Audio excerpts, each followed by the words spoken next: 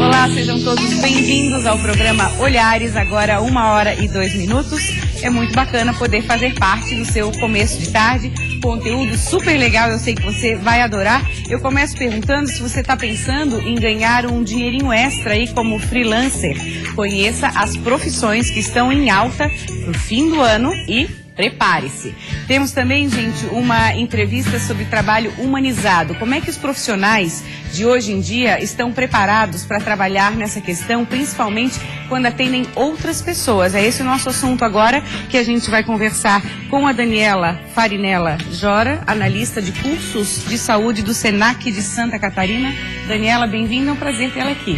Bem-vinda, obrigada eu pela oportunidade, tá? Quando a gente fala nesse conceito de um trabalho mais humanizado, nós estamos falando basicamente de quê?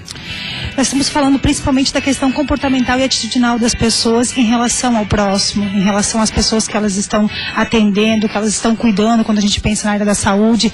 Mas o atendimento humanizado, ele perpassa o olhar não somente do profissional de saúde, mas em todos os setores que a gente atua. Então a gente deve sim, de fato, receber elas de uma forma diferenciada, ter uma escuta qualificada, ouvir suas necessidades e pensar de que forma que a gente vai atender às suas necessidades e exigências. E aí eu te pergunto, Daniela, essa questão de um atendimento mais humanizado, principalmente, como eu falei, de pessoas que atendem diretamente o público, não seria para ser ensinado nas faculdades, nos cursos, ou acaba sendo ensinado, mas não aprofunda como deveria ser? Então, quando a gente pensa numa formação na área de saúde, a gente trabalha isso de forma intensiva na formação, que é a gente trabalha a Política Nacional de Humanização. Quando a gente pensa nos outros serviços dos setores do comércio, de bens, serviço e turismo, a gente percebe que existe uma lacuna muito grande, tá? Que a gente tem que, de fato, preparar as pessoas para que elas percebam que nós estamos vivendo a revolução da longevidade, a pirâmide etária está mudando, nós seremos cada vez mais idosos no mundo como um todo, e isso requer também uma mudança de comportamento e de sociedade para atender melhor essa população. Então eu percebo que existe um gap muito grande na formação, não só na área da saúde, tá? Mas em todos os setores que a gente atua na sociedade. E aí, para atender essa demanda, digamos assim, dentro do Senac surgiu o projeto Preparação, que trabalha justamente com isso, de preparar as pessoas. Inclusive tem um fato bastante curioso, que é quem faz essas oficinas, né? Acaba experimentando sensações de como seria, como é quando a pessoa é mais velha da terceira idade, né? Então, esse projeto de preparação, ele tem um nome justamente por preparação no sentido de preparar as pessoas de todos os eixos que o Senac atua.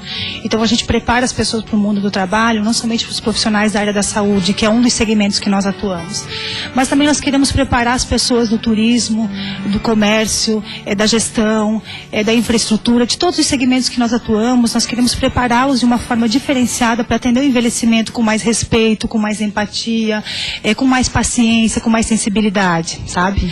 Então, o projeto ele vem justamente para atender essa perspectiva, tá? Então, ele tem um viés, ele tem 3 frentes de trabalho. Uma educacional, que nós queremos sensibilizar e preparar cada vez mais todos os nossos alunos dentro do Senac Santa Catarina.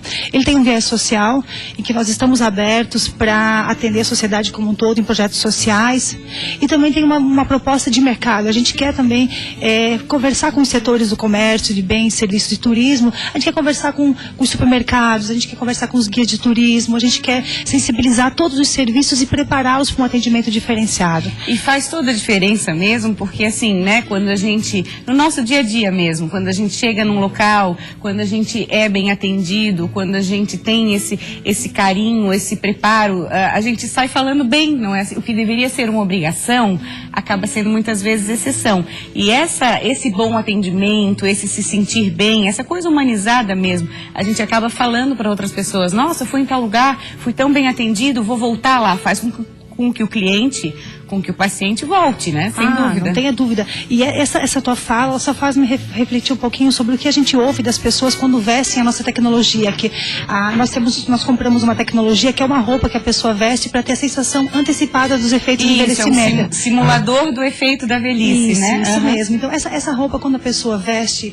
essa roupa, ela consegue transpor pra gente a questão comportamental e atitudinal, algumas coisas muito importantes, de como quer se colocar no lugar da pessoa, de de perceber aquela limitação, não somente da pessoa com envelhecimento, mas também de alguém que tenha uma deficiência, um cadeirante, alguém sobrepeso. Então são várias questões, tá?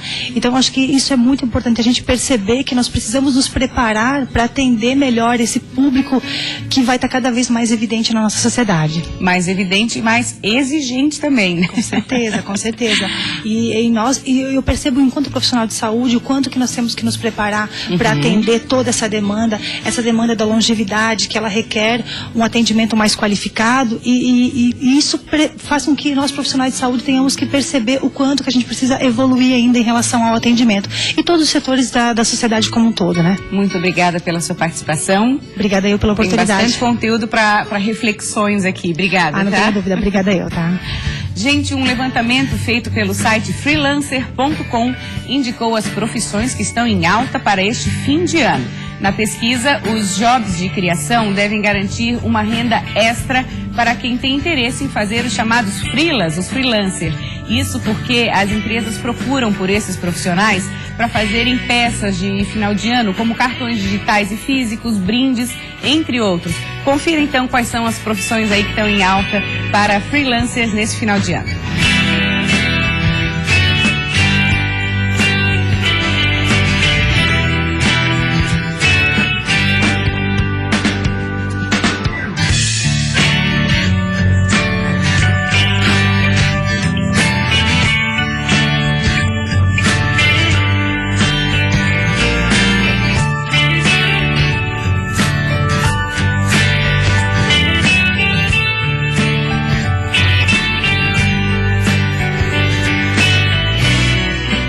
Tá cheio de opções, de vagas aí para o pessoal do mundo digital, do mercado digital, que a gente vai conversar daqui a pouquinho. Você vai adorar também, entrevista cheia de dicas. E a gente vai ver também, gente, a influência dos pais em relação à escolha profissional dos filhos. Tem um lado positivo e tem um lado negativo. A gente já vai entrar no assunto.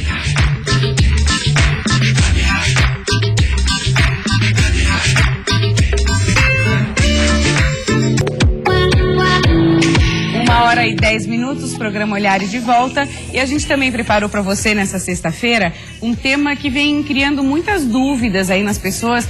Um procedimento que tem sido bastante falado nos últimos tempos é a bichectomia, e a gente vai conversar com o Dr. Denis Pierre, que está aqui conosco. Seja bem-vindo, Dr. Denis, um prazer tê-lo aqui. Obrigado, prazer é sempre nosso. Então, essa questão da bichectomia tem levantado muitas discussões ultimamente, claro, porque cada vez mais as pessoas estão procurando o procedimento, estão fazendo, é até natural, né, que gere essas dúvidas. É natural e é conveniente, né, é importante que tenha dúvidas, né, eu acho que a gente não deve se lançar em qualquer nova técnica, em qualquer novo tratamento, e também tem coisas que não são adequadas para todos os casos, né, então eu acho que é relevante essa preocupação, e a gente tem que estar de olho nisso, né, tem que ficar atento, temos que poder pesquisar, estudar, mas para poder fazer a indicação correta. Não, né? Pode entrar na onda do modismo, né, Denis? Não, isso não que é pode perigoso. Entrar. É isso aí que é o que a gente sempre está atento, né? Vamos explicar então rapidamente o que é a bichectomia. Então, a bichectomia ela é a remoção da bola de bichar. É uma gordura que a gente tem entre os dois músculos da face. O músculo externo é o masseter, o músculo interno é o bucinador, que é aquele lugarzinho que a gente morde. E a gente remove a bola de bichar, a gente remove aquela gordura no meio desses dois músculos. A gente está podendo ver uma foto comparativa. Isso. Geralmente esse efeito, Denis, que o rosto fica mais afinado, se consegue através da maquiagem. Isso, uns ali truques, né, a Juliana Paz, né, ela fez a bichectomia. Aquele efeito que a mulher busca, o efeito blush com a maquiagem, e é isso que a gente ganha. Você ganha um blush natural e um blush permanente. Você vai acordar praticamente com o efeito. É removida a bola de gordura que fica nessa região da face. Eu posso mostrar porque eu fiz, então eu sei onde é que fica. Fiz com o Dr. Denis, né, e realmente a gente nota a diferença, principalmente no vídeo, nas fotos, consegue esse efeito de afinar o rosto. Né? Ele tem uma série de vantagens na bichectomia, tá? Quando a gente remove a gordura que está aqui, a gente deixa de empurrar a maçã do rosto para cima, num sorriso ou no falar. Então o seu olho vai ficar um pouquinho mais aberto, isso numa fotografia, um olho um pouco mais aberto, ele é mais atrativo, tá? a sua maçã do rosto vai deixar de subir na asa na parte mais alta do nariz. Ele vai ficar um nariz mais afinado, um nariz mais elegante. A sua boca vai ficar proporcionalmente maior, porque você tem um volume menor de rosto. Então sua boca, apesar de não mexer no tamanho, proporcionalmente ela fica um pouquinho maior. E você vai ganhar um contorno da mandíbula. Tem acomodação, uma remodelação dos músculos que vão penetrar naquele espaço vazio que a gente criou. Então ganha uma remodelação dessa parte da mandíbula, além do efeito principal, que é o efeito blush. Isso nós estamos falando de homens e mulheres, né, que estão cada vez mais aderindo. Um questionamento, assim, até que eu ouvi de algumas pessoas, é a questão que, mas retirou a gordura da face, que essa gordura é responsável pela sustentação da pele, depois quando ficar mais velha vai dar mais flacidez. Mito ou verdade? É um mito, né? Geralmente quando se combate a bichectomia, se pensa muito nisso, né? O processo do envelhecimento natural, ocorre o descolamento da pele da camada de gordura que a gente tem intradérmica, né? Que todos nós temos. Essa camada de gordura a gente tem em vários locais que dão sustentação? Tem no nosso corpo todo, né? E é por isso que a gente tem a pele mais firme, porque essa camada da pele está aderida nessa gordura. Quando a gente vai envelhecendo e a gente começa a ficar aquela pele mais flácida, é justamente porque essa camada houve descolamento. Porém, não é onde que a gente mexe, né? A nossa camada de gordura ela é diferente, é uma gordura amarela, ela é uma gordura que só tem em 4 lugares do corpo, e não é isso que é diferente dessa gordura intradérmica. Então, a bola de Bichat, ela não está dando sustentação nenhuma para a pele da bochecha, para o tecido facial. É bem mais interna a localização. Mais interna, ela está abaixo do músculo e mais longe daquele espaço da gordura. Denis, então não vai ser ali que vai ter esse problema. Envelhecer todos nós vamos, né, infelizmente ou felizmente. eu me preocupo assim, eu falo assim, mas a gente tem que lembrar que nossas avós, elas com 60 anos, elas eram de um jeito. As nossas mães já estão melhores que as nossas avós com 60 anos. E nós, a tendência é vamos chegar melhor e a nossa próxima geração vai chegar melhor ainda, né? Até porque a medicina do anti-envelhecimento é muito forte. A gente começou a se cuidar de outro jeito, com sol, com cremes, com alimentação com antioxidantes, e a gente vai chegar num estado muito melhor. Então eu acho que esse não é uma preocupação que a gente deve ter. E essa semana eu estava tentando lembrar, eu tenho uma paciente de 80 anos que vai fazer a aplicação de ácido hialurônico no lábio. Que é para preencher, né? Ela me surpreendeu com 80 anos, me surpreendeu a vaidade de querer o lábio. Eu fiz numa senhora de 72 anos um procedimento para remoção das olheiras, dos escurecidos. Então, quer dizer, a gente vai cada vez chegar com mais idade e se tratando cada vez mais. Então, acho que essa preocupação com o envelhecimento da bola de Bichat não deve ser. Os procedimentos estão aí justamente para serem usados. Rapidamente, antes de encerrar, doutor Denis, a questão da cirurgia. É simples? Pode ser comparada à extração de um dente ciso, por exemplo? Em termos de tempo, pode. Eu levo de 30 a 40 minutos para fazer os 2 lados da cirurgia. Em termos de pós-operatório, é melhor do que um siso, né? Você lembra da sua? Lembro, foi super fácil, assim, um desconforto no primeiro, no segundo dia, depois vida normal. E ficou contente com o resultado? Tanto que eu fiz no sábado, lembra? Segunda-feira eu já estava aqui apresentando Olhares, fiquei bem contente. Então, tá ótimo. Obrigada mais uma vez pela sua vinda, sucesso, tá? Obrigado. A gente vai entrar agora, voltar, né, para o nosso tema de mercado de trabalho e profissões. Quando a gente fala sobre um tema assim, a gente não pode deixar de fora, gente, o mercado digital, que vai muito bem, obrigada. Ele sabe disso, né, Leonardo? Tudo bom? Seja bem-vindo. Obrigado pelo convite. Vamos falar de mercado digital, você que é coordenador de publicidade e propaganda e está super ligado nesse mercado.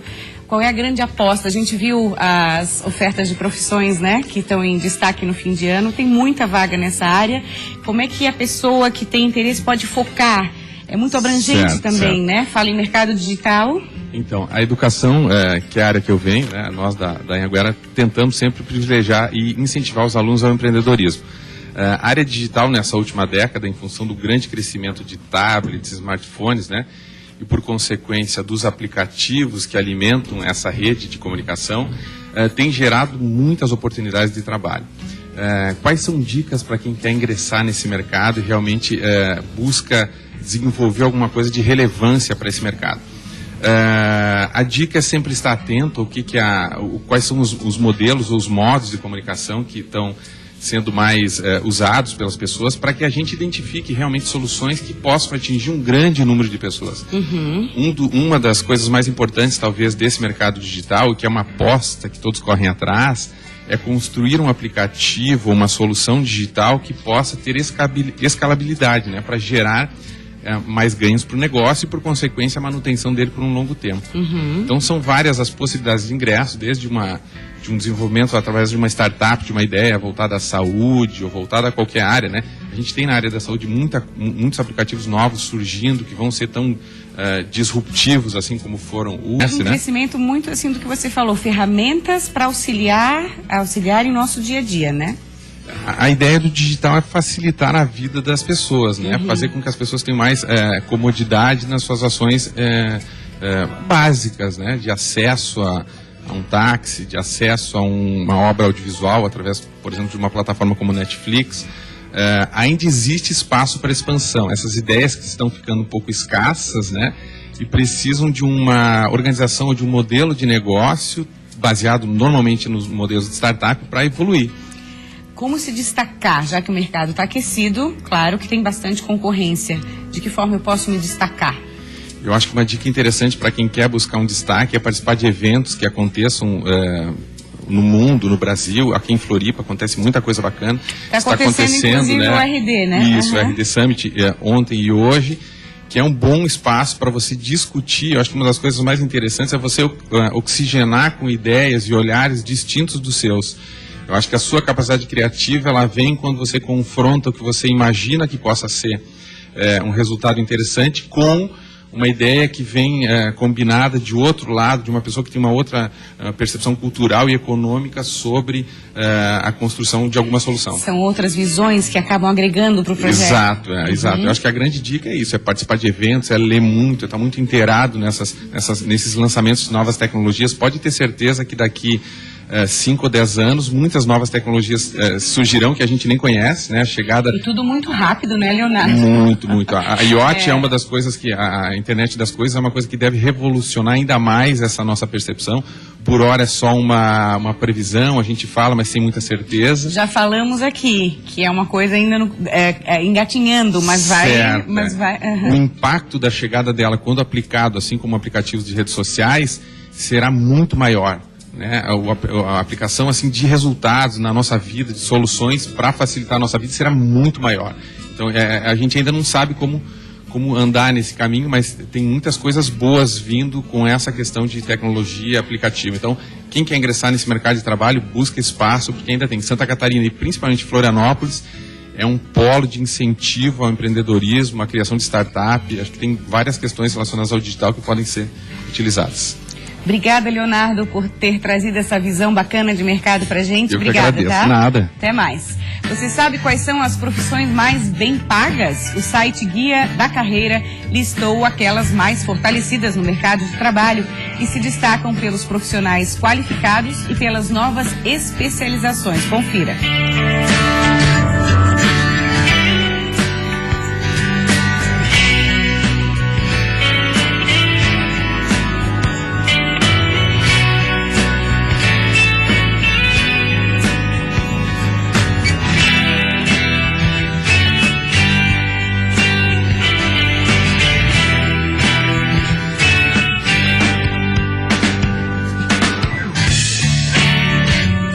Para encerrar essa semana que foi tão rica nesse debate de mercado de trabalho e profissões, a gente convidou a psicóloga e coach Janaína Boschetti. Seja bem-vinda, Janaína.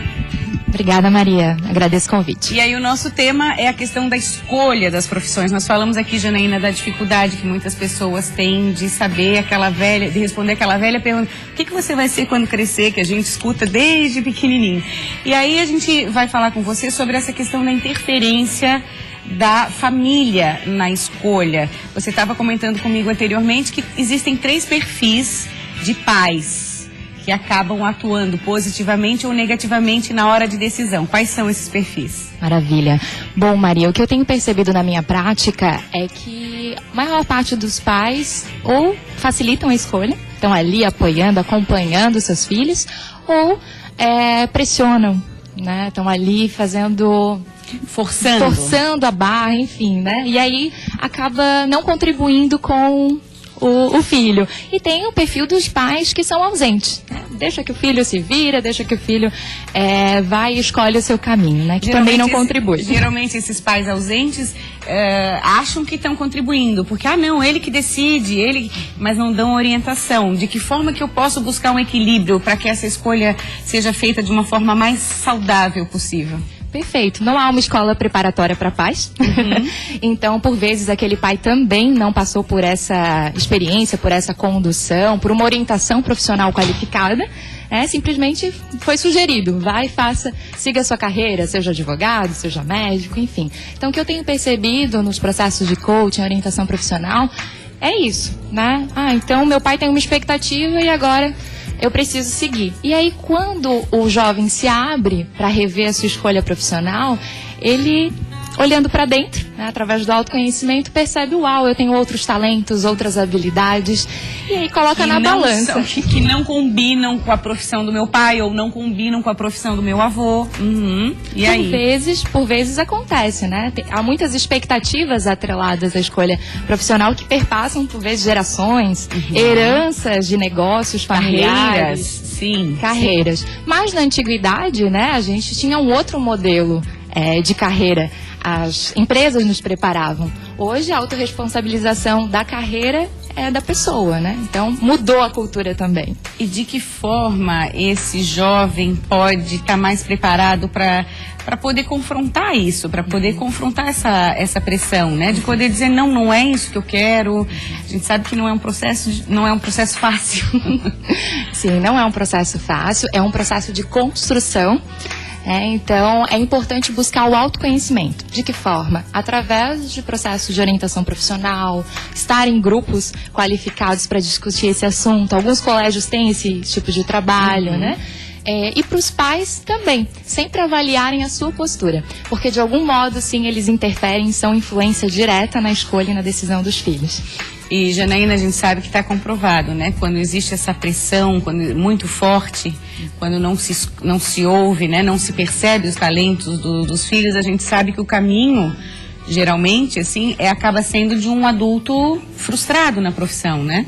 É possível, há uma tendência, né? Dependendo da forma como o jovem ou o futuro até adulto lida com essa situação. E aí geram certas inseguranças e vontade até de recomeçar, de seguir outros caminhos, né? Tenho acompanhado muitos casos, né, de pessoas mais maduras que já passaram por uma caminhada e, no entanto, acabaram, né, revendo, seguindo de uma área técnica, por exemplo, uma área humana, porque acabaram se percebendo, se conhecendo mais. Pela sua experiência, a gente pode afirmar que esses pais, essas mães, essa família está mais flexível hoje em dia, ou ainda existe muito assim, ou desde pequenininho, a gente já viu várias vezes, eu já vi, né, o que você vai ser quando crescer? Tá ali um menino de 6 anos, 7, vai ser médico, porque o papai é médico. E aí o menino responde, não, eu vou ser médico, mas no automático, não sabe, muitas vezes nem sabe o que o médico faz, né? Aceitou, comprou essa ideia, né? Bacana. Isso é muito comum, mas, de novo, o processo de se conhecer, avaliar. Quanto mais experiências esse jovem, né, desde a infância tiver, melhor vai ser a sua decisão. Colocando sempre na balança, né, o poder de escolha. Janaína, quero agradecer muito sua vinda ao programa Olhares. Obrigada por tanto conteúdo também. Assim. Obrigada. Obrigada a você pela audiência. A gente deseja um ótimo fim de semana.